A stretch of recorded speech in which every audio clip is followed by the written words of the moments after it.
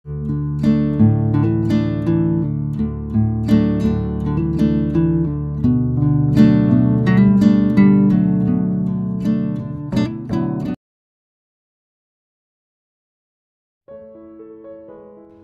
ng isilang ay dala na ni Hope ang malaking itim na peklat sa kaliwa niyang pisngi.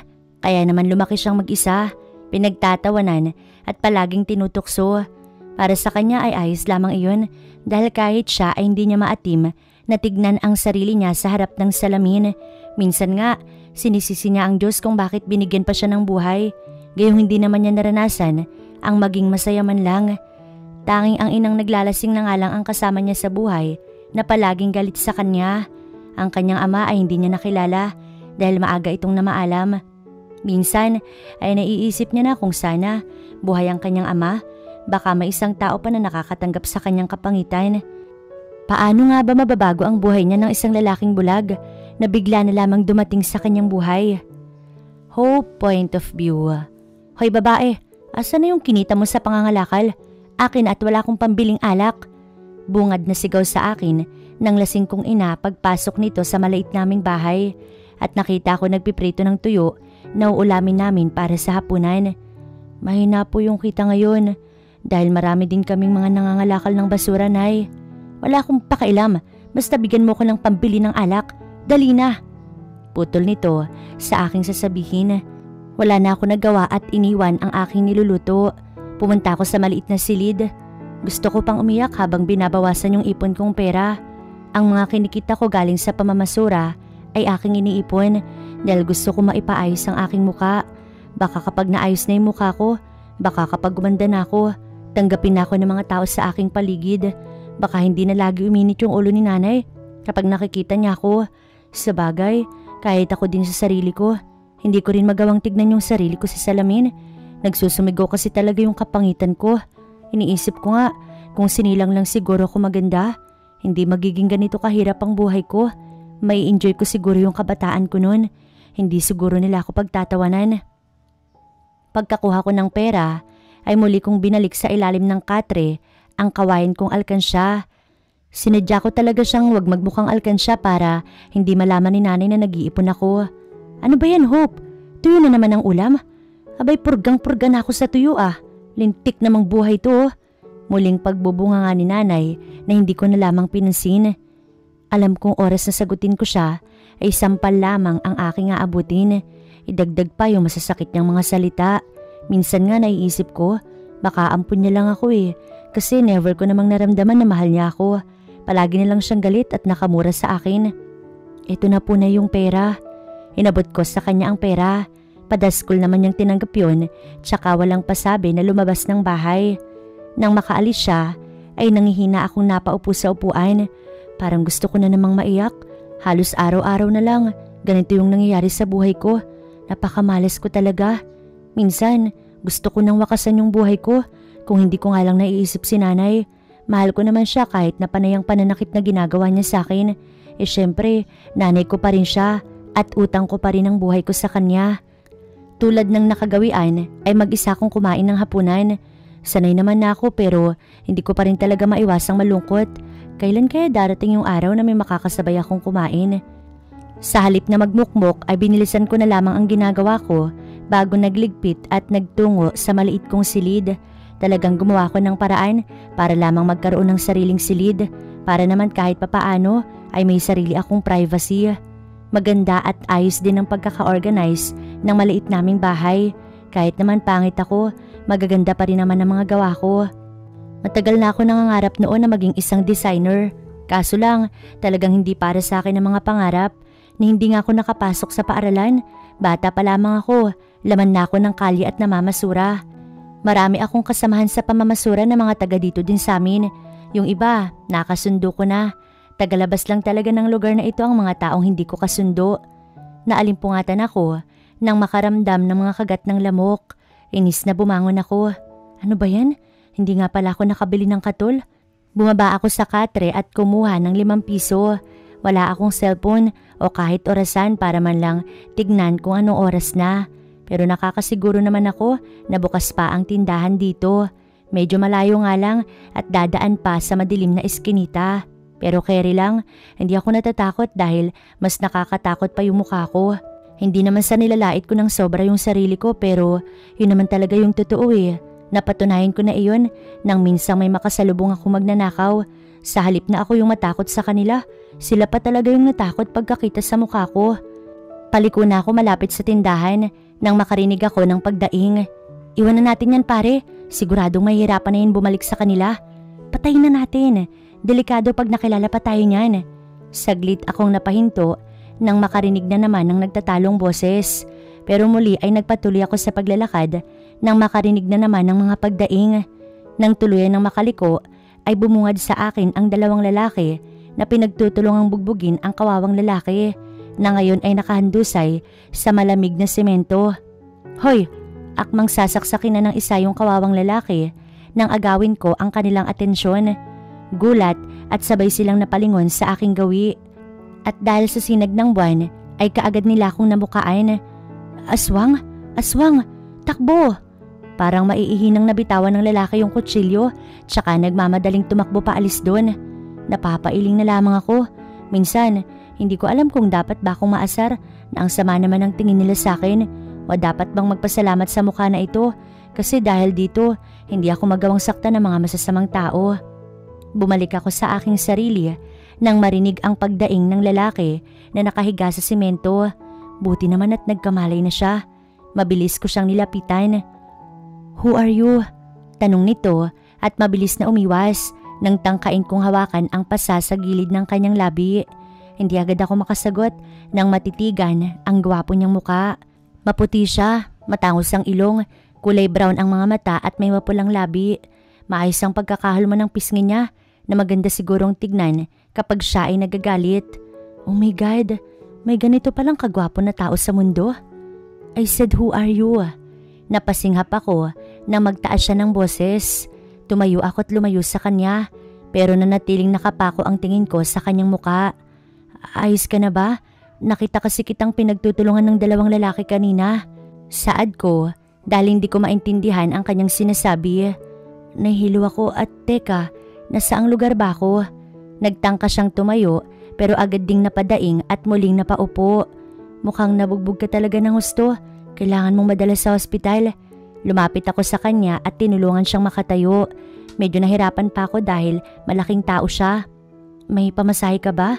Medyo malayo kasi dito yung hospital. Kinuha nilang lahat yung pera ko, maging yung aking sasakyan. Ano? Lumayo agad ako nang ganap siyang makatayo. Ang sasama naman ng mga yon. Tulungan mo na lamang ako makauwi, miss. Saad nito na ang tingin ay lagpasan sa akin. Niisip ko na baka natatakot siya sa mukha ko, kaya kanina niya pa ako hindi matignan ng diretso sa mukha ko. Promise, I'll pay you. Nangunot ang aking noo nang maglakad ito na tila nangangapa. Nandito ko. Tawag pansin ko sa kanya nang malagpasan niya ako. Kita ko naman na siya ay natigilan at pagkuway tumawa. I'm sorry, it's just, I'm blind. Hindi ko alam kung anong sinabi niya pero hindi nakaligtas sa akin yung pait ng ngiti na bumakas sa kanyang labi. Sa halip na magtanong ay kinaway-kaway ko ang kamay ko sa kanyang harapan pero nanatiling diretso ang kanyang tingin. Bulag ka? Tanong ko dito. Gusto ko agad sampalin yung sarili ko dahil lalong lumungkot ang mukha ng lalaki. Yes, so ano, matutulungan mo ba ako makauwi sa bahay? Napaisip naman ako sa kanyang sinabi.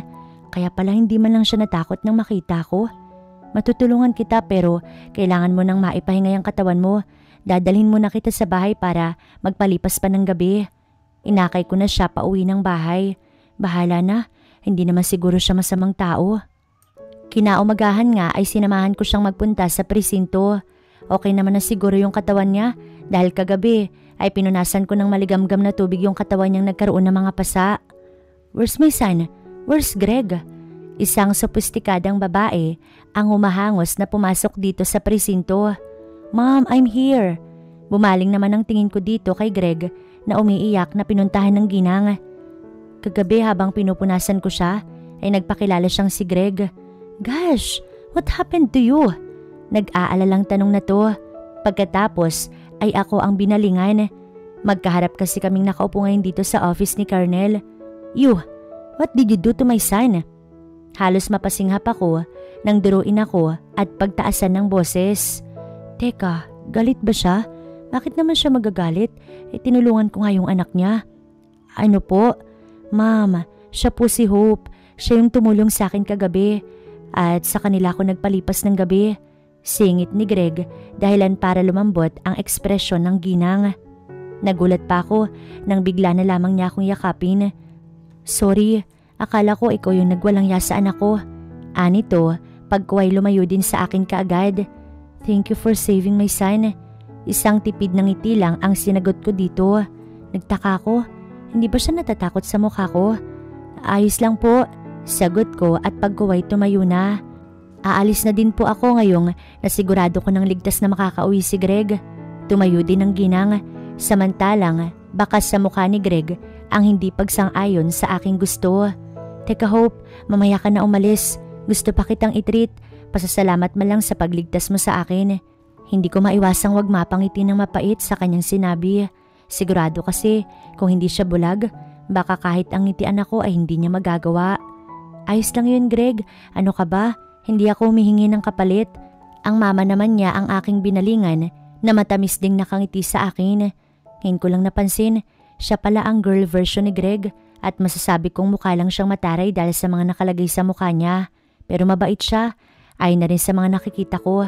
Sige na po ma'am, aalis na po ako. Pwede ko bang malaman kung saan ka nakatira Hope? Tanong nito na aking ikinailing. Hindi ko na nagawa pang ituloy ang sasabihin ko nang sumulpot si Colonel. Sige po, una na po ako.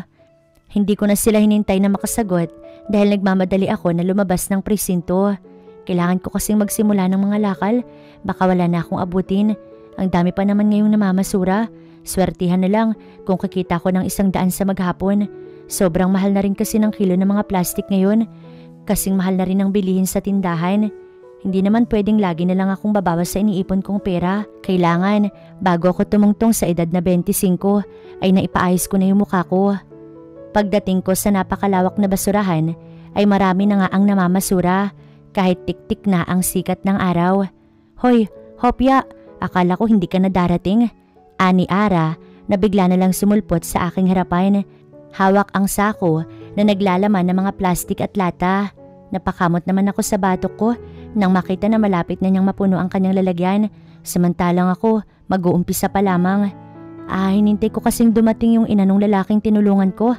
Kwento ko habang nagsisimula na ding mamulot sa bundok ng basura.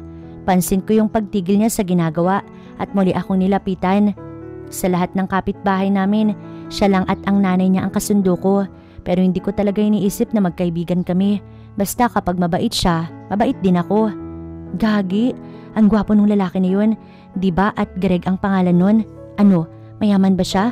Magkano yung pabuya sa'yo sa pagliligtas mo sa kanya? Gusto ko matawa dahil umiral na naman yung pagiging tsismosa niya. Pati tuloy yung mga kasamahan namin, naagaw niya na ang atensyon.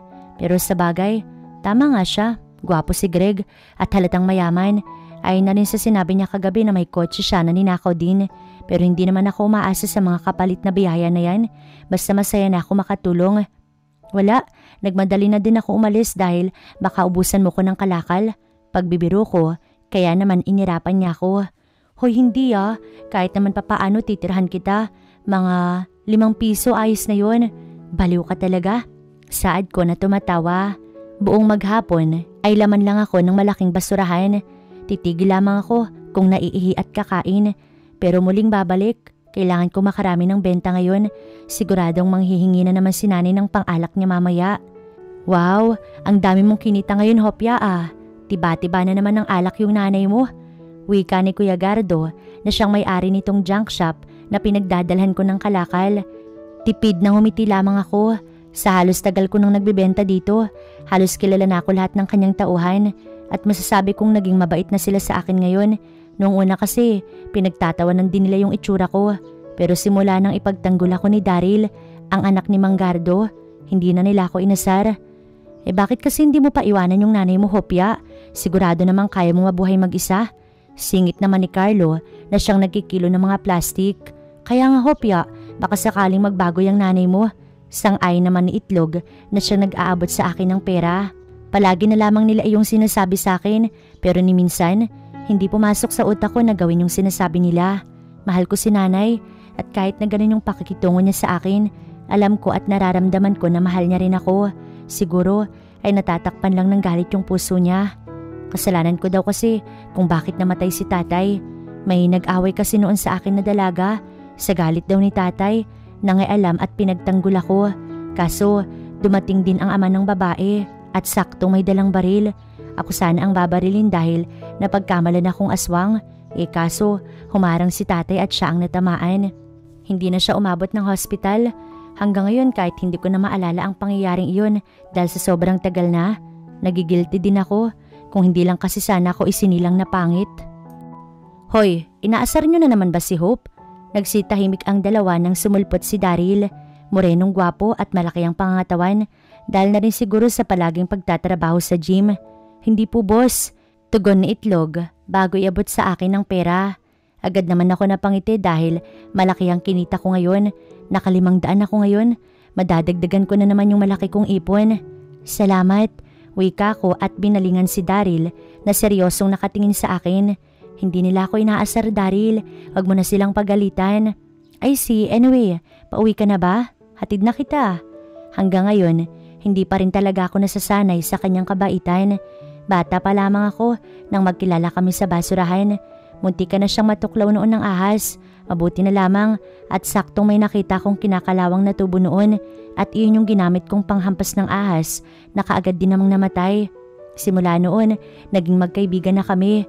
Naalala ko pa nga noon na nilibre nila ako ng tatay niya sa Jollibee. Hindi ko na pinaalam kay nanay kasi magagalit lamang yon. May iniligtas ka na naman daw na lalaki kagabi. Basag niya sa katahimikan. Napalingon ako sa gawin niya na busy sa pagmamaneho. Medyo may kalayuan kasi yung shop nila sa amin. Oo, nakauwi na siguro yun ngayon. Kaninang umaga ko pa kasi siya sinamahan sa presinto. Napangiti ako na maalala na naman ang gwapo niyang muka. Nagtataka lang talaga ako, bakit siya bulag? Sayang naman kung hindi siya nakakakita. Pero teka, kamusta na kaya siya ngayon? Sana naman next time mag-iingat na siya. Naikwento niya din sa akin na may kasama siyang driver pero hindi niya na malaman kung nasaan ito. Palagi ka na lang may nililigtas ha. Siguro ikaw ang Supergirl ng Sitio Pag-asa. Pagbibiro niya na ang tinutukoy ay ang lugar namin. Supergirl agad? Hindi ba pwedeng nagkataon lang? Sinulyapan niya ako at saka nginitian. Naalala ko na naman kasi noong niligtas mo ko. Utang ko talaga yung buhay ko sa'yo. Pinarada niya ang kotse sa gilid ng kalsada kung saan may eskinita at papasok na iyon sa aming sitio. Hindi pa rin ba nagbabago yung isip mo na sumama sa akin sa Maynila at doon ka magtrabaho sa hotel namin? Oo nga pala, minsan na rin niya ako inalok noon na magtrabaho sa pagmamayari nilang hotel. Kaso ayaw naman ni nanay na umalis sa lugar na ito. Kaya no choice ako kundi ang tumanggi sa kanyang inaalok. Si nanay kasi yung iniisip ko, Daryl. Pero salamat pa rin talaga sa alok mo ha. Nginitian ko siya ng matamis. Napakabuti niya pa rin kasi. Basta kapag nagbago na yung isip mo, punta ka lang sa shop. Pagkatapos ng pag-uusap namin ay nagpaalam na rin kami sa isa't isa. Malapit na ako sa bahay nang makarinig ako na parang may nagkukwentuhan sa loob ng bahay. Kaya mas lalo kong binilisan ang aking paglalakad. Diretso na rin akong pumasok sa loob para lang magulantang sa naabutan ko na kausap ni nanay. Nandito ka na pala, Hope. May bisita ka. Ani nanay nang ako ay makita. Nahihiya namang binaling ko yung tingin ko sa mama ni Greg. Anong ginagawa niya dito? Hope, good that you're here now. Matamis ang ngiting lumapit siya sa akin at biglang yumakap. Bigla na naman tuloy ako nailang. Hindi kasi ako sanay na may yumayakap sa akin. Ano pong ginagawa niyo dito? Pasimple kong lumayo sa kanya nang maalala na maghapon nga pala akong namasura. Siguradong naaamoy niya akong mabaho. Inakay niya muna ako maupo sa luma naming sofa na nakuha ko lang din sa basurahan at inayos. Si nanay naman ay prente lang nakaupo at pinapanood kami. Naiilang ako sa isiping hindi lasing si nanay. Samantalang dati-rati kapag umuwi ako, lagi siyang lasing tapos kukunin ka agad yung benta ko. My son Greg want me to go here at personal kang imbitahan sa kanyang kaarawan. Sa 1 linggo na kasi yun. Paninimula ng ginang. Po, hindi po yata ako makakapunta. Bukod sa wala po kong susuotin, ay baka pumatakot pa sa akin ang mga bisita doon. Natawa siya sa aking sinabi. Sumama ka na anak, nakakahiyang tumanggi sa grasya. Singit naman ni nanay. Oo nga iha, sobra-sobra kasi yung pasasalamat sa iyo ng anak ko. Sa katunayan nga, gusto niya pang sumama mismo at siya yung pumunta dito. Kaso, pinagpahinga ko muna siya sa hospital. Ang dami kasing tinamong pasa ng kanyang katawan. And thanks to you kasi naampat mo pa yung ilang pasa kagabi. Buti naman at walang nabali sa mga buto niya. Pero bakit kaya may lungkot sa puso ko nang hindi ko man lang siya nakita ngayon? Namimiss ko ba siya? At saka kung wala kang trabaho iha, baka pwede kitang kunin bilang nani ng anak ko. Kailangan niya kasi palagi ng kasama. Noong una sinasabi ko na iyon sa kanya pero umaayaw siya. Pero kanina sinabi niyang pumapayag na siyang magkaroon ng tagabantay. Basta daw ikaw.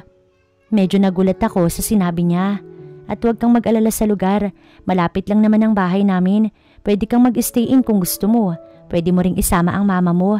Dagdag pa nito, dahilan para magkatinginan kami ni nanay. Gusto ko yan, Mrs. Gina. Singit ni nanay. Kaya naman, nakangiti ako na binalingan ng ginang. Pag-iisipan ko po muna, ma'am. Kita ko ang pagkadismaya sa kanyang muka, pero wala akong magagawa. Kailangan muna naming mag-isip ni nanay. Kailangan naming mag-usap. Kilala ko kasi siya pabago-bago siya ng isip. Malay ko ba kung biglang magbago ang kanyang desisyon. Nang makaalis si Ma'am Gina, ay kinausap ka agad ako ni nanay. Alam kong ayaw mo na sa ginagawa mo, kaya nga pumapayag na ako na tanggapin mo yung alok ni Gina. Malay mo at pag-aralin ka pa niya. Gusto kong matawa dahil sa sinabi niya. Masyado na kasi ako matanda para mag-aral. Tsaka nagtataka lang din ako. Bakit parang ang seryoso niya yata ngayon? Ano pong nakain niyo, Nay? Gusto kong biglang takpan ang aking bibig nang salitang iyon ang lumabas doon. Sorry po, hindi lang ako sanay na ganyan kayo. Totoo naman kasi, noon kasi, lagi siya nakasigaw sa akin. Napag-isip-isip ko na, masyado na akong tumatanda at gusto ko nang itama lahat ng pagkakamali ko. Alam kong huli na hope pero maaari mo ba akong bigyan ng chance para magpakananay sa iyo? Maramdaming wika niya habang nakatingin sa akin ng seryoso. Ginagap niya din ang dalawa kong kamay at marahang hinawakan. Gusto ko mang maiyak dahil sa wakas, naramdaman ko din ang hawak ng isang ina. Seryoso po ba kayo, Nay? Tanging tanong ang isinagot niya bago ako niyakap ng mahigpit na masuyo ko namang tinugon. Patawarin mo ko anak, pangako simula ngayon, magpapakananay na ako sa iyo. Hindi ko alam kung ano bang dapat kong sabihin, basta sobra ako natutuwa ngayon. Sana ay hindi lamang ito panaginip. Nagising ako nang makaramdam ng matinding pagkauhaw at sobrang init ng paligid. Alam kong wala kaming electric fan pero ayos lamang iyon dahil malamig naman ang hangin sa gabi. Pero bakit ngayon? Tila iniihaw ako ng buhay. Nakakarinig din ako ng sigawan ng mga tao sa paligid. Teka, binabangungot ba ako? Nang hindi ko na matagalan ang sobrang init ay bumalikwas ako ng bangon para lang magulat sa aking nasaksihan. Ang buong kwarto ko ay nilalamon na ng apoy at ang mga sigawan ng mga taong naririnig ko kanina sa panaginip ko ay totoo pala ang lahat. Tulong! Tulong! Hindi agad ako makapag-isip ng ayos at si nanay agad ang unang pumasok sa aking isipan. Kahit mausok at sobrang init sa balas ng malingas na apoy, ay pinilit ko pa ring bumangon para sikaping makalabas ng kwarto at hanapin si nanay. Ano bang nangyari? Bakit biglang nagkasunog? Gawa pa naman sa kahoy na pawid ang bahay namin. Tapos dikit-dikit pa.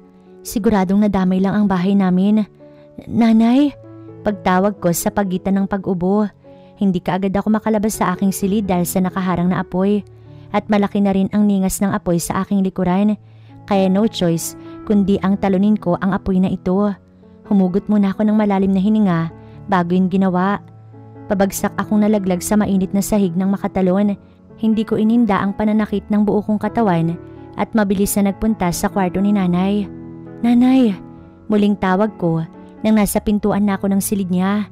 Nakatakip ako sa aking bibig at pinilit na binuksan ang kanyang silid.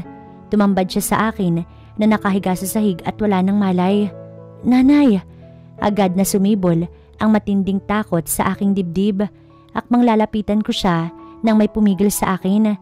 Nang lingunin ko yun, ay ang mga bumbero pala. Ma'am, kailangan nyo na pong lumabas. Masyado nang kumakapal ang usok. Yung nanay ko po. At bago ko pa man matapos ang sasabihin ko, ay bigla na lamang nanlabo ang aking paningin at tuluyan na ako nawalan ng malay. Nalilito pa ako na magmulat ng mata. Sumalubong sa akin ang puting kisame. Iginala ko pa ang tingin sa kabuuan ng lugar nang may tumikhim sa aking gilid. Pakiramdam ko ay nawala bigla ang pagkalito ko nang siya ay makita. Anong ginagawa niya dito? Gising ka na ba? Gusto mo ba ng maiinom? Kamusta yung pakiramdam mo? Diretso ang tingin na magkasunod na tanong na to. Ayos lang ako, Greg. Ano palang ginagawa mo dito? Pilit akong bumangon. Pagkuway isinandal ang likod sa headrest ng kama. At oo, si Greg ang kasama ko dito sa ospital. Napanood ko sa balita ang nangyari sa lugar niyo kaya nagpahatid ka agad ako sa driver namin. Tugon nito at ngayon ko na lamang uli naalala ang nangyari kanina. Kinabahan na naman ako nang maalala si nanay. Si nanay? Gusto ko siya makita. Akma na akong tatayo nang pigilan niya ako. Magpahinga ka na muna. Marami ka daw nalanghap na usok. Don't worry about your mother. Ginagamot na siya ng mga doktor. Hindi pa rin ako mapanatag, lalo na sa isipang kinain ng apoy ang bahay namin. Wala na kaming bahay. Paano na kami magsisimula ni nanay ngayon? May balita na daw ba tungkol sa nangyaring sunog?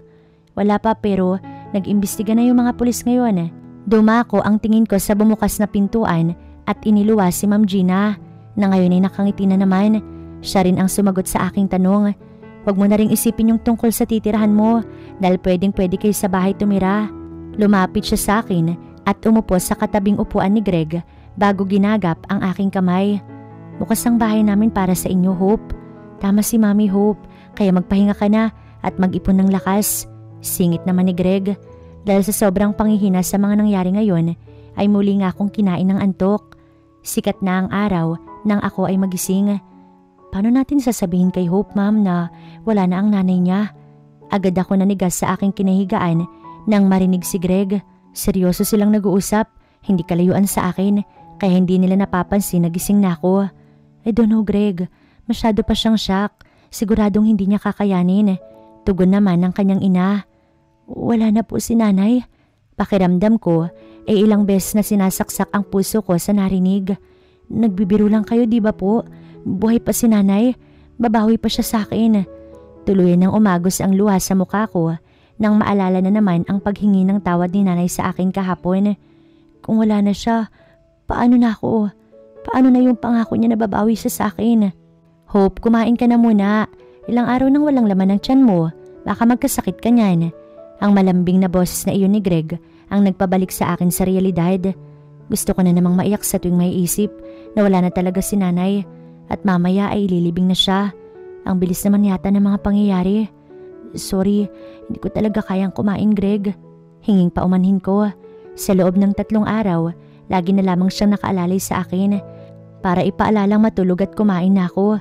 Dito rin ako sa kanila natuloy at si nanay ay nakaburol ngayon sa funeral. Ilang araw na nga rin ako sa funeral. Kung hindi lang siya nakiusap na umuwi naman ako para makapagpahinga, ay baka nandun pa rin ako hanggang ngayon. Naiintindihan kita, Hope. Lumapit siya sa akin at hinawakan ang aking kamay. Nang mawala si Dad, ganyan-ganyan din yung nararamdaman ko. Namin ni Mommy, we feel so hopeless back then. But look at us now. Kinaya namin. Kinaya namin para kay Dad. Pinisil-pisil niya ang aking kamay. Pagkuway pisngi ko naman ang marahan niyang hinaplos. Kaya sana ikaw, kayanin mo rin para kay tita. Alam kong ayaw niyang nakikita kang ganyan. Dagdag pa niya na lalong nagpaiyak sa akin. Hindi ko alam, Greg. Bakit kasi napakalupit sa akin ng mundo? Isinilang akong pangit na walang kinagis ng ama. Tapos ngayon, na gusto nang bumawi sa akin ni nanay, bigla naman siyang kinuha. Bakit ganun? Wala ba talaga akong karapatan na sumaya? Shh! Don't say that. Don't ever say na pangit ka. Because you're not. Mama told na ikaw na daw yung pinakamagandang babae na nakilala niya. At naniniwala ako sa kanya. Gusto kong matawa sa kanyang sinabi. Kung nakikita lang niya, sasabihin niyang sinungaling ang mama niya. At huwag mong isipin na nag-iisa ka. Ang kaliwang pisngi ko naman ang hinaplos niya kung saan nakapwesto ang malaki kong peklat na itim. Nandito kami ni Ma'am para sa'yo. Hindi ka namin iiwan.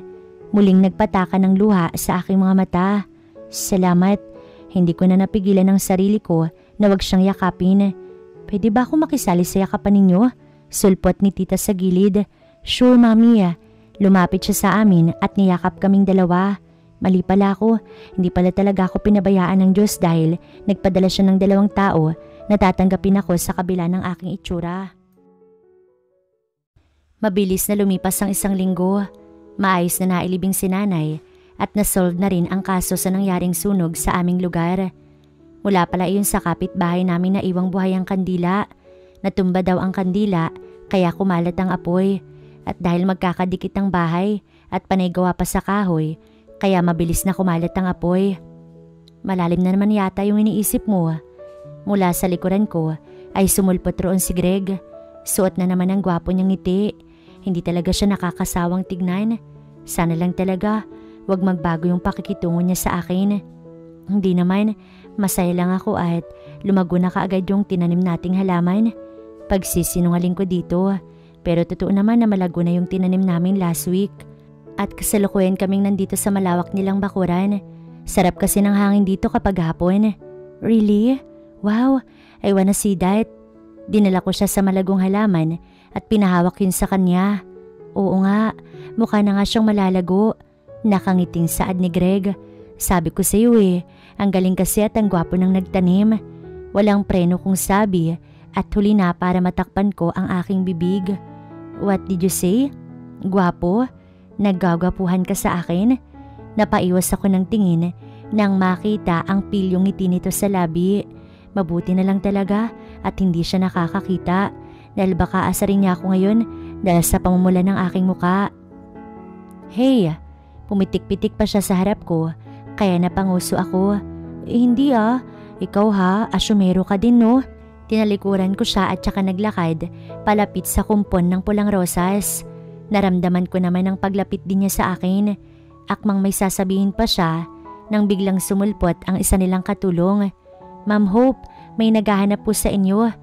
Naagaw niya ang atensyon namin. Sino daw po? Taka kong tanong. Wala kasi akong ine-expect na bisita. May ine-expect ka bang bisita, Hope? Bumaling ang tingin ko kay Greg na ngayon ay salubong ang kilay. Napailing naman ako. Wala naman. Daryl daw po yung pangalan niya. Kaibigan niyo raw ho.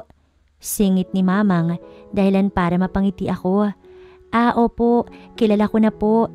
Inakay ko si Greg papunta sa balkonahin ng bahay kung saan daw naghihintay si Daryl. Ewan ko ba dito sa lalaking to? Salubong pa rin ng kilay. Daryl? Hope. Namilog ang mata ko nang salubungin niya ako ng yakap. Grabe, akala ko kung ano nang nangyari sa'yo. Kamusta ka na? Dito ka na ba nagtatrabaho? Magkakasunod na tanong na to. Inaya ko naman na muna siyang maupo. Samantalang si Greg naman ay walang pasabi na pumasok na sa loob. Hindi ko na rin naman nabigyan pa ng pansin dahil ang daming tinatanong nitong si Daryl. Akala ko pa naman wala ka pang trabaho. Kasi bukas pa yung hotel namin para sa'yo. Maya-maya ay sabi nito habang umiinom ng mainit na kape na pinahanda daw ni Greg kay Manang. Kaya medyo natuwa ko. Kaya pala iniwan niya kami dito kanina para sabihin sa katulong na ipaghanda siya ng maiinom. Napakabait talaga ni Greg. No need, maayos na yung buhay dito ni Hope at hindi niya na rin kailangan magtrabaho para lang may makain siya. Dahil dito sa amin, kapamilya ang turing namin sa kanya. Mula sa pinto ng veranda ay lumabas si Greg. Dala ang maangas ng ngiti. Kung hindi mo siya kilala, iisipin mo talagang hindi siya bulag. Kapwa kaming natigilan ni Daryl sa sinabi niya. Ganun ba? Ayos yan. Masaya ako malaman na may mga taong mabubuti pa rin ang puso. Pilit ang ngiting hinarap ako ni Daryl at ginagap ang aking kamay. Basta if you need something, wag kang mahihiyang tawagan ako, Hope. Alam mo naman nandito lang ako palagi para sa'yo. Para namang hinaplos ang aking puso. Nakakatuwa lang kasing malaman na may mga tao palang mabubuti na handa akong tulungan. Totoong kay buti ng Panginoon dahil kinuha niya sa akin si Tati at Nanay. Hindi niya naman ako tuluyang pinabayaan dahil may mga dinala siyang tao para manatili sa tabi ko. Sigurado ka ba talagang kaibigan mo lamang ang lalaking yon? Hindi ko na mabilang kung ilang beses niyang tinatanong sa akin yon. Kanina nang makaalis si Daryl ay tinanong na ako ng tinanong ni Greg tungkol sa amin ng lalaki at habang nagtatanong siya ay salubong pa ang kanyang mga kilay. Wari bagang hindi niya ito trip. Magkaibigan lang kami, Greg. pagtugon ko rito. Rinig ko ang pagbuga niya ng marahas na hangin. Mukha kasing type ka niya. Natawa naman ako sa sinabi niya na kinakunot ng kanyang noo. May nakakatawa ba sa sinabi ko? Busangot ang mukha niyang tanong. Sorry, natawa lang naman ako. Malabo kasing magustuhan ako ni Daryl. Ikaw talaga, Greg, kung ano-anong pinag-iisip mo. At bakit naman malabo kanyang magustuhan, Aber? Natigilan ako nang bigla siyang magseryoso. Dahil nga kasi pangit ako. Kung nakakakita ka nga lang, siguradong hindi mo ko magagawang tignan. Kasi ang pangit ko at walang sino man ang mangangahas na gustuhin ako, no? Mahabang litanya ko. Tumikhim pa ako para lamang alisin ang barang namuo sa aking lalamunan. Ito na naman yung feeling na ayoko maramdaman. Ang pakiramdam na walang magkakagusto sa akin at wala na akong pag-asa na magkaroon pa ng sariling pamilya. Don't you ever say that, Hope. Hinawakan niya ang mga kamay ko at dinala yon sa kanyang labi. Dahil kung nakakakita lang ako, araw-araw kong sasabihin sa'yo kung gaano ka kaganda, kung gaano kasarap sa pandinig ang boses mo. Madamdaming saad niya na nakapagpabilis ng tibok ng aking puso. Ilang beses kong tinitigan ang gwapo niyang muka bago ko hinigit ang mga kamay ko at wala sa sariling dinala iyon sa aking dibdib. Ang puso ko para akong aatakihin. Pagkatapos ng tagpong iyon ay hindi na ako nakaimik pa. Nang sumapit ang gabi ay magkakasabay kami nila tita na naghapunan. Nag-file ako ng leave 1 week at napag-isip-isip ko na magbakasyon tayo sa resort namin sa Batangas. Basag ni tita sa katahimikan. Really, ma'am? Wow, that's great. Bakas sa mukha ni Greg ang pagkakatuwa. Naisip ko kasi na baka nabuboring na kayo ni Hope dito sa bahay. Ako naman ang binalingan ni tita, kaya nahihiyang nagtungo ako. May balak din kasi akong sabihin kay tita Gina, pero mamaya na lang pagkatapos naming kumain. Hindi naman po nakakaboring dito sa bahay, tita, lalo na at makulit itong si Greg. Pagbibiro ko na kanyang kinatawa. Samantalang si Greg, as usual, sa lubong ang kilay. Mabuti naman at sobrang napapalapit na kayo sa isa't isa. Nakakatuwa naman. Napuno lang ng asaran at kwentuhan tungkol sa resort nila ang hapagkainan. Nang matapos kaming kumain, ay ako na ang nagpresenta na maghugas ng plato. Tita, pwede ko po ba kayong makausap? Tawag pansin ko nang makita ko siyang pababa ng hagdan. Mukhang kukuha siya ng tubig na palagi niyang ginagawa bago matulog. Oh Hope, gising ka pa? Tila nagulat pa siya nang ako ay makita. May gusto po sana kasi akong sabihin. Sure, ano ba yun? Inaya ko muna siya sa veranda bago inumpisang sabihin ang aking pakay. Bala ko na po kasing magpaalam bukas para makapaghanap ng trabaho. Nakakahiya na po kasing manatili dito. Panimula ko na kinalungkot ng kanyang muka. But why? May kailangan ka pa ba? Ayos lang naman sa amin ni Greg na nandito ka. Masaya ang anak ko na lagi kang kasama, Hope. Napayuko ako sa kanyang sinabi. Ako rin naman kasi nag-i-enjoy na kasama ang kanyang anak. Kaya kailangan ko na ring iagwat yung sarili ko sa kanya. Dahil hindi na maganda tong nararamdaman ko. Feeling ko sa bawat araw na kasama ko siya, lalo akong nahuhulog sa kanya. Look, Iha, kung kailangan mo ng trabaho, dito ka na lang sa amin magtrabaho. Hindi mo na kailangang lumayo pa. Bukas pa rin yung offer ko na maging nani ka ni Greg. Napalunok ako. Ang pinaka-main reason ko talaga kung bakit ako maghahanap ng trabaho ay para makaipon ng pampagawa ng mukha ko. Gusto kong iparitoke yung mukha ko para naman maramdaman ko rin yung maging maganda sa paningin ng ibang tao. Please, Iha, I'm begging you. Dito ka na lamang sa amin. Hinawakan niya ang kamay ko at nakikiusap na ako ay tinignan. Ayokong bumalik na naman sa pagiging malungkot yung anak ko kapag nawala ka. Hindi ko alam kung ano bang dapat i-react. Ilang beses niya na din kasing naikwento sa akin kung paano naging mailap sa tao si Greg na lumaki itong masungit at mainitin ng ulo. Lalo na noong nabulag, palagi daw yung nagkukulong sa kwarto at hindi naglalalabas. Pero simula daw nang makilala niya ako, bumalik na siya sa dating masiyahin at masaya akong isa sa mga dahilan para maibalik ang ngiti sa labi niya nang minsan nang nawala. At ayoko nang muli pang mawala yun. Sige po, pumapayag na ako. Sana lang talaga ay makayanan kong iligtas yung sarili ko sa tuluyang pagkahulog sa kanya. Kinaumagahan nga ay nagayak na kami papunta sa kanilang resort 2 oras lang siguro ang tinagal ng biyahe namin bago narating ang maganda nilang resort. Teka Greg, saan mo ba ako dadalhin? Yung mga gamit natin, nasa van pa. Baka magalit si tita. Wika ko habang hila-hila niya ako papasok ng resort. Pasimple ko ding inipit ang buhok ko na nililipad ng hangin. Sinayaya na yung bahala sa gamit natin. May pupuntahan lang tayo. Tugon niya na patuloy pa rin sa pagtakbo. Minsan talaga iniisip ko na hindi bulag yung lalaking to eh. Paano ba naman kasi kahit walang tukod sa ulo ang dinaraanan? Nakarating kami sa mataas na bahagi ng resort kung saan kapag tumingin ka sa ibaba ay makikita mo ang napakaganda at linaw ng asul na dagat. May nag-iisang puno din dito na may pangalan na puno ng walang hanggan at may mga bermuda grass na masarap upuan. Wow, ang ganda at ang sarap ng hangin dito Greg. Humahangang bulalas ko habang iniikot ang tingin sa paligid. I told you, magugustuhan mo dito. Pumesto siya sa likod ko at niyakap ako mula roon. Ang mga kamay niya ay pumulupot sa aking bewang at eto na naman ang mga parang daga na tumatakbo sa loob ng aking dibdib. Greg? Gulat na anas ko. Napasingap pa ako nang ipatong niya ang ulo sa aking balikat. Can we just stay like this? Gustong gusto ko na maramdaman yung init ng katawan mo, Hope. Alam mo bang binabaliw mo ko?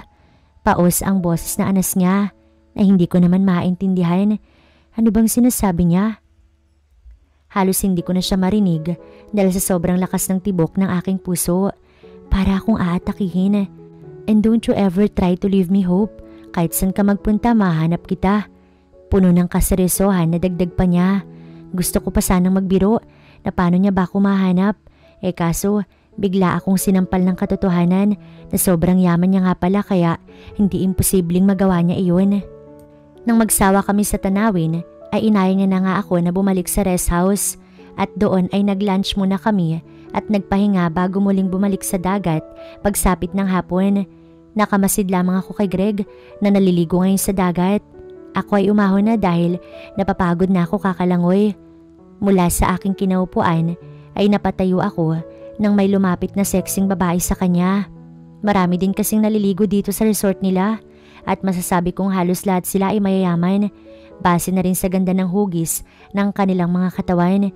Tsaka kita ko kanina sa parking area ng resort na maraming nakaparadang sasakyan. Parang may kumurot sa puso ko nang makita na nagtatawanan si Greg at yung sexing babae. Hindi kasi maikakaila na bagay sila. Isang gwapo at magandang babae.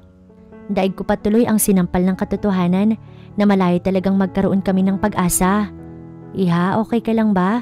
You look sad. Hindi ka ba nag-i-enjoy dito sa resort? Gulat na lumingon ako sa aking likuran nang biglang sumulpot si tita. Hindi ko pa nga mapigilan na wag siyang hagurin ng tingin. Kahit kasi may edad na siya, napakaganda at sexy niya pa rin. Mag-ina nga sila ni Greg. Ayos lang po tita. Pilit ang iting sagot ko, tsaka iniwas ang tingin kay Greg. Sino po pala yung kausap ni Greg? Mukha kasing close sila. Tanong ko na gusto ko na agad pagsisihan para kasing nagmumukha akong silosang girlfriend. Siya si Chloe, kababata niya. Malapit lang dito sa resort ang bahay nila kaya palaging nandito. Tangi na sabi ko. Wala na, may nanalo na. Malabo din naman kasing magkagusto sa akin si Greg. Anyway, Iha, I have something to tell you. Bigla naman akong kinabahan nang bigla siyang magseryoso. Inaya niya ako maupo sa umbrella shade. Ano po yun? The day after tomorrow ay may flight si Greg papuntang Amerika para sa kanyang operasyon sa mata. Hindi makapaniwala na siya ay aking tinignan. Totoo po? Yes, Iha. Sobrang na-excite nga ako nang tumawag yung tito niya para sabihin may donor na daw siya at posibilidad na makakita na siyang muli. Maluhaluhang tugon na to at eto na naman ang kurot sa aking dibdib. Sa isiping makakakita na si Greg ay magandang balita pero nakakatakot na mangyari dahil baka kapag nakakita na siya ay magbago na ang pakikitungo niya sa akin. Makikita niya na yung kapangitan ko. Buong oras ay iniisip ko ang sinabing iyon ni tita. Bigla ay nawala ako ng ganang mag-enjoy. Bukod kasi sa sinabi ni tita ay hindi na rin hiniwalay ni Chloe si Greg. Buong oras na silang magkasama at tila ay nakalimutan na ni Greg na kasama niya ako. Kaya sa halip na ipagsiksikan ko yung sarili ko sa kanila, ay naisipan kong maglakad-lakad na lamang. Gumagabi na rin pero wala lamang iyon sa akin. Sinasabi ko na nga ba, dapat talaga tinanggap ko na lamang yung alok ni Daryl. Di sana hindi ako nasasaktan ngayon. Pero kasi masaya akong kasama siya, makausap at maramdaman ang init ng kanyang yakap. Ang tanga ko lang sa part na umaasa pa akong magugustuhan din niya ako. Asa pa ako sa pangit kong to. Dahil sa lalim ng iniisip ay hindi ko na malayan na may makakabangga pala akong lalaki. Tumingin ka naman sa dinaraanan mo. Galit na bulyaw ng lalaki na mukhang nakainom. Kinakabahan naman akong napaatras. Medyo malayo-layo na rin kasi yung narating ko at hindi pa matao sa lugar na ito. Pasensya na, hinging paumanhin ko. Nang mag-angat siya ng tingin ay bakas ang pagkagulat sa mukha niya nang ako ay makita. Anong klaseng hayop ka? Aswang ka ba? Gulat na napalayo ito sa akin kaya napatungo ako. Pasensya na. Ito na nga ba yung sinasabi ko? Hanggang dito, nakakatakot pa rin ang kapangitan ko. Akmang tatalikuran ko na siya nang higitin niya ako sa braso. At saan ka pupunta? Aray, biglang ang sibol ng kaba sa dibdib ko nang higitin niya ako at tinignan ng masama. Pwedeng-pwede ka sa peryahan namin, taong engkanto. Halos mabingi ako sa kanyang sinabi. Anong gagawin mo? Pinilit kong magpumiglas sa pagkakahawak niya sa akin. Iginala ko rin ang paningin ko sa buong lugar pero wala akong makitang tao na tutulong sa akin. Huwag ka nang manlaban dahil wala namang tutulong sa iyo. Kakatakutan ka lang din ng lahat ng engkanto. Singhal niya sa akin. Ang luhang kanina ko pa pinipigilan ay tuluyan na nga nagbagsakan. Patuloy niya lamang akong hinihigit palapit sa itim na kotse na alam kong pag-aari niya. At patuloy lamang rin ako sa pagsigaw at paghingi ng tulong. Nagbabaka sakaling may makakarinig sa akin. Let go of my girl, you bastard! Galit na boses ng kadarating lamang na si Greg. Dahil sa gulat ay hindi kaagad nakakilos yung lalaki dahilan para tamaan siya sa mukha ng suntok ni Greg.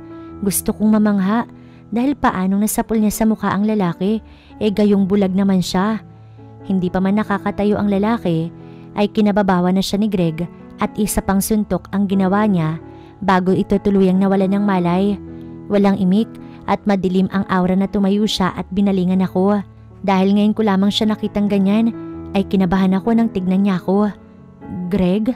Tuluyan siyang lumapit sa akin bago ako hinawakan sa kamay at hinigit palayo sa lugar na iyon. Ano bang nangyari sa'yo at kung saan-saan ka nagpupunta? Hindi ka ba aware na may mga taong nag-aalala sa'yo? Sumbat niya nang makarating kami dito sa puno ng walang hanggan. Gulo-gulo yung buhok niya at mukha siyang stress dahil sa nangyari sa akin. Sorry, ang dami ko kasing iniisip kaya hindi ko namalayan na nakalayo na pala ako. Bigla naman ang paglambot ng ekspresyon ng mukha niya sa aking sinabi. Lumapit siya sa akin at hinaplos ang aking pisngi. Sobrang nag-alala ko sa iyo, Hope. Sana next time, isama mo naman ako kung may gusto kang puntahan. Paano pala kung hindi ka agad ako nakarating doon? Paano kung tuluyan kang nakuha ng hype na lalaking yon? Paano na ako? Paano na ako kapag tuluyan ka nang nawala sa akin? Puno ng pangamba na tanong niya. Para namang may malamig na humaplos sa aking puso. Pero nang maalala si Chloe at kung paano siya nito napangiti, ay mabilis ding nanakit ang aking dibdib. Kaya mo naman siguro kahit wala ako. Inalis ko ang kamay niya sa pisngi ko at saka tumalikod. Hindi nakatakas sa akin ang paghinga niya ng malalim. Noon kaya ko pa, pero ngayon simula nang makilala kita, parang hindi ko na kaya.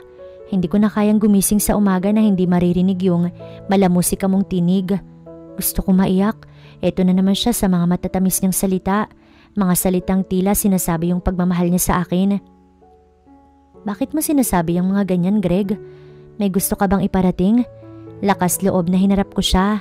Tulad ng dati ay malayo ang tingin niya sa akin pero kumikislap iyon na tila ba sinasabing lahat ng sasabihin niya sa akin ay totoong totoo. Nangapa ito palapit sa akin at ginagap ang aking kamay. Sinasabi ko to dahil mahal kita, Hope. Mahal na mahal kita. Nanlaki ang matang tinignan ko siya. Mariin ako na pailing. Hindi mo alam yung sinasabi mo, Greg. wag mo naman akong paasahin. Pinilit kong alisin ang kamay niya sa akin pero mas lalo niya yung hinigpitan. Hindi kita pinapaasa lang, Hope. Mahal kita at alam yun ni Mama. Kaya nga pinakiusapan ko siya na wag kang hahayaang umalis dahil ayokong iwan mo ko, Hope. Buong damdamin niyang wika. Maniniwala lang ako kapag nakakita ka na at tuluyan mo na ako nakita, Greg. Tsaka mo sabihing mahal mo ko kapag nakita mo na yung kapangitan ko. Dahil sa sinabi ko ay bumalik na naman ang madilim niyang aura. Nagtagis din ang kanyang bagang. Bakit ba palagi mo na lang sinasabi na pangit ka? Hindi ka nga sabi pangit, Hope. Ano ba? Dahil yun naman ang totoo, Greg. Pangit ako at ayaw kong paasahin yung sarili ko na may magmamahal din sa akin. Kaya ikaw, tumigil ako para alisin ang pagkakahawak niya sa aking kamay. Pero bigo akong alisin yon. Mas malakas siya sa akin. Ano bang magagawa ko? Nasasabi mo lang na mahal mo ko kasi bulag ka. Fine, gusto mong maniwala na mahal kita? Sige, bukas din ay aalis ako. Pero pinapangako ko na babalik ako at babalikan kita. At paulit-ulit kong sasabihin sa'yo na mahal kita. Mariin niyang saad. Lumapit siya sa akin at sa isang iglap ay nagsakop ang mga labi namin. Tahimik lang ako ditong nakatambay sa veranda. Nakatingala at nakatanaw sa payapang kalangitan. Ilang araw, linggo na nga ba ang nakakalipas simula nang umalis siya? Ilang linggo na ang nakakalipas simula nung sabihin niya sa akin na babalikan niya ako para sabihing mahal niya ako. Mag-iisang buwan na pero wala pa ring bakas niya ang dumarating. Kwento sa akin ni tita, pagkarating daw ni Greg sa Amerika, kinaumagahan ay naisagawa daw agad ang operasyon at sa awa ng Diyos naging successful. Ngayon daw ay nakakakita na siya. Pero bakit wala pa siya? Hindi pa ba siya babalik dito? Siguro kasi napag-isip-isip niya na hindi naman talaga niya ako mahal. Siguro nakita niya na yung itsura ko. Isang beses kasi nahuli ko si tita na pasikreto akong kinukuhanan ng litrato. Siguro ay isisend niya yun kay Greg. At siguro ay nasusuka na ngayon si Greg kapag naaalala yung ginawa niyang paghalik sa akin noon. Sa isiping iyon ay hindi ko maiwasang wag makaramdam ng kirot sa aking dibdib. Iha, gabi na ha. Bakit hindi ka pa natutulog? Boses ni tita sa aking likuran. Pasimple kong pinahid ang luha sa aking pisngi bago siya nilingon. Hindi pa ho kasi ako inaantok. Mahaba ang boses na aking tugon. Namimiss mo na ba siya? Pilyang ngiti niya. Napaiwas naman ako ng tingin. Gusto kong sabihin na oo, sobrang miss ko na siya. Pero nahihiya naman ako. Mamaya, malaman niya pang may lihim akong pagmamahal sa anak niya. Medyo po, wala na kasing makulit. Natatawa siya sa sinagot ko. Miss na miss ka na rin niya for sure. Mahinang saad niya na hindi ko narinig. Ano pong sabi niyo, tita? Ulit kong tanong. Naging mailap naman ang kanyang mata. Wala, sabi ko. Bukas samahan mo ko sa mall. Ayan na naman ang kakaibang ngiti niya sa labi. Sige po. Tugon ko na lamang. Nga po pala, tita. Magpapaalam na rin po sana ako. Total, nakakakita naman na po si Greg. Ibig pong sabihin, hindi niya na kailangan ng nani. Kaya po aalis na po sana ako at maghahanap na lamang ng ibang trabaho. Natigilan siya sa aking sinabi. Sure ka na ba? Opo, tita. Nakakaya na rin po sa inyo. Kahit masakit para sa akin na talagang hindi ko na makikita si Greg, magtitiis na ako. Wag lang ang makita siya na makita ko at ma-disappoint sa mukha ko. Mas hindi ko po yun kaya. O sige, basta bukas samahan mo ko sa mall. Sige na, matulog na tayo. Kailangan mo mag-beauty rest. Tinapik niya ako sa balikat bago tuluyang lumabas ng veranda. Naiwan naman ako napabuntong hininga. Hayst, miss na kita, Greg. Lalo na yung mga yakap at halik mo. Pero alam ko naman na hindi na yun mauulit pang muli. Kinaumagahan ay maaga akong ginising ni tita. Para nga daw sa pagpunta namin sa mall. Nagtataka pa nga ako dahil 9:00 ang bukas ng mall. Pero ang aga naming pupunta ngayon doon. Ang weird lang ha. Habang nasa biyahe ay biglang tumunog ang cellphone ni tita. It's him, sending a picture of him with Chloe. Saad ni tita nang siya ay aking tinignan. Hindi ko pa maintindihan yung sinabi niya. Pero nang ipakita niya sa akin ang picture ni Greg na masaya nakangiti habang nakaakbay kay Chloe, ay para akong sinasaksak ng libo-libong aspal sa aking dibdib. Mukha po silang masaya. Saad ko na lamang, tsaka nag-iwas ng tingin. Gusto ko nang maiyak pero pinipigilan ko yung sarili ko. Nakakahiya naman kay tita. Ano na lang sasabihin niya kapag nakita niya ako umiiyak? Oo, hindi ko pala nasabi sa'yo na magkasama silang lumipad ni Chloe papuntang Amerika at siya ang umalalay kay Greg doon. Parang gusto ko na lamang takpan ng tenga ko habang nagkukwento si tita. Gusto kong sabihin na durog na ako kaya tumigil na siya. Pero alam ko na hindi ko naman yun kayang sabihin. Hanggang sa makarating kami sa mall ay tahimik lamang ako na nakasunod sa kanya. Manood tayo ng sine. Hinigit ako ni tita papuntang second floor ng mall kung saan nakapwesto ang sinihan. Teka tita, bakit po parang walang tao? Tsaka diba dapat kumuha muna kami ng ticket? Bakit kami didiretso na agad papasok ng loob ng sinihan? Nasa loob na kasi ang mga tao, tayo na lamang ang hinihintay. Parang batang tuwang-tuwa na saad niya bago kami tuluyang pumasok sa madilim at malamig na silid. At tama siya, marami na ngang tao sa loob. Tita, ano po bang papanoorin natin? Nahihiwaga ang tanong ko habang yakap ang aking sarili. Totoo pala talagang malamig sa loob ng sinihan, kaya pala yung iba kailangan pang magyakapan. Pero ilang minuto na ang nakakalipas ay wala akong nakuhang sagot mula kay tita. Kaya nilingon ko ang kanyang pwesto para lang magulat dahil wala na siya doon. Asan na yun? Nagpalinga-linga ako sa paligid pero dahil sa madilim dito ay nagpasya na lamang ako maghanap ng bakanting upuan. Saktong nakahanap na ako nang bigla na lamang bumukas ang malaking TV sa harap dahilan para magliwanag ang paligid. Sa halip na pansinin iyon ay naupo na lamang ako. Muling namatay ang liwanag sa paligid at kasabay nun ay ang pag-ilan lang ng musika sa paligid. Musikang Republican ang kumanta na palagi kong pinapaawit kay Greg sa tuwing nalulungkot at kinakain ako ng inggit. Bigla ako natuod sa aking kinaupuan nang marinig ang malamig na boses na iyon. Hindi ako maaaring magkamali. Hindi ko makakalimutan kung sino ang nagmamay-ari ng boses na iyon. Sa dami ng tao dito sa loob ng sinehan, nakakahiyang makita nila ang kapangitan ko. Pero parang wala lamang iyon sa akin dahil mas nangingibabaw ngayon sa akin ang galak at pagkamis sa lalaking kasama ko sa larawan. Naalala ko pa noon na palagi siyang tinatawanan kasi hindi talaga siya marunong mag-rap. Pero ngayon, bakit parang bihasa na siya sa pag-rap? Hindi ko man siya nakikita ngayon pero alam kong siya ang kumakanta dahil ang boses niya ang pinakahuling boses na gusto kong marinig. Pagkatapos ng mga larawan ay ang video naman namin na masayang nagkukulitan ang nagplay sa malaking TV. Rinig na rinig doon ang mga tawanan at asaran namin. Mula sa malaking pintuan na bumukas ay lumabas siya. Dala ang nakakaakit ng ngiti. Hawak niya ang mic at seryosong nakatingin sa akin. At ang tanga ko para hindi mapansin ang kagwapuhan niya ngayon. Parang lalo pa siyang gumwapo ngayon. Tinapos niya ang kanta na diretsong nakatingin sa akin. Akala mo ba? Nakalimutan na kita? Balak mo pa akong takasan. Pero tulad ng sinabi ko sa iyo noon, sa akin ka na Hope. Sa akin ka lang. Dahil mahal kita. Mahal na mahal kita Hope. Nakagat ko ang pang-ibabang labi para pigilan ang paghagulgol nang marinig ang baritono niyang boses.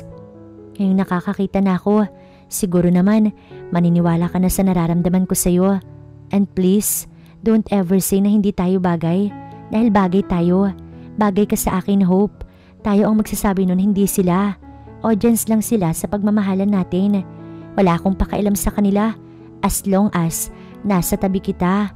Sinasabi niya ang mga salitang yan habang nakatingin ng diretso sa akin at naglalakad papalapit sa akin. Kaya Hope, sa harap mo, sa harap ng buong angkan ko at ng mga tao dito. Tumigil siya saglit.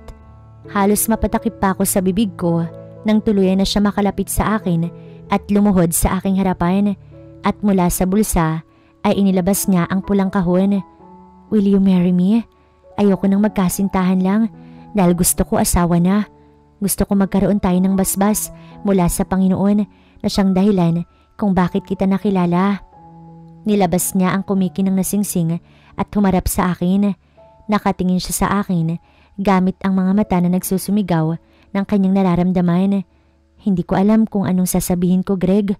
Umiiyak na aking pagtatapat. Natawa naman siya. Ang tawa niya ang isa sa mga bagay na kinakaadikan ko. Just say I do at pakakasalan na kita ngayon. Walang pag-aatubiling magkakasunod akong tumango dito. Oo, Greg. Oo, pumapayag ako maging asawa mo. At mahal din kita. Mahal na mahal. Really? Yes. Hindi pa makapaniwalang tumayo siya at sinuot sa daliri ko ang singsing bago ako mahigpit na niyakap. Sorry, Greg. Sorry kung pinagdudahan ko yung pagmamahal mo. Natakot lang akong sumugal. Pag-iyak ko sa kanyang balikat, sa gilid ng mata ko ay kita ko ang pagliwanag ng paligid at paglabas ni na tita sa gilid. Tulad ng ibang tao ay masaya din silang nakatingin sa amin. Kita ko din si tita na maluha-luha pang nakangiti habang pumapalakpak. Shh! You don't need to feel sorry. Naintindihan kita. Pero simula ngayon, hayaan mo lang akong mahalin ka. Ako na ang bahalang lumaban para sa ating dalawa. Mahal na mahal kita, Hope. Marahan niyang hinagod ang aking likuran. Mahal din kita, Greg. Mahal na mahal. Buong puso kong tugon. Inilayo niya ako sa kanya at saka ako siniil ng halik sa labi.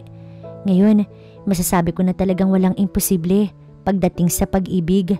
At salamat sa Panginoon na pinatunayan niya iyon ngayon.